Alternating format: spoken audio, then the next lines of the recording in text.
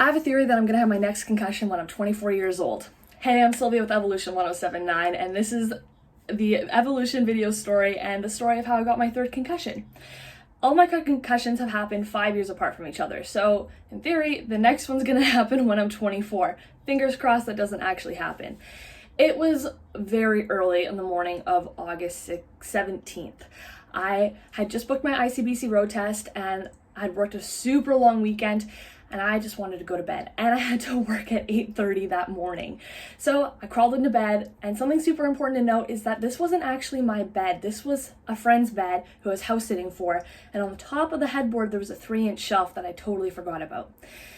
Yeah, so my head hit the 3-inch shelf and I knew instantly I had a concussion. I looked at the time and realized, no, I cannot stay up for another 2 hours, and I went to bed, texted my dad, said, hey, I think I have a concussion. Hopefully I wake up in the morning. Obviously, I woke up in the morning, but then, I didn't learn from my last 2 concussions, and I drove myself to work. And then I stared at a computer screen for 2.5 hours. Worst idea of my entire life. I ended up leaving work early, and everyone asked, where did Sylvia go? My coworker said, oh, she gave herself a concussion. And they're like, oh, how'd she do that? She hit her head on the back of a headboard.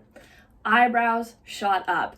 When I got back to work 2 weeks later, I had a lot of explaining to do and reassured everyone that the only other living thing in the room were the fish in the fish tank.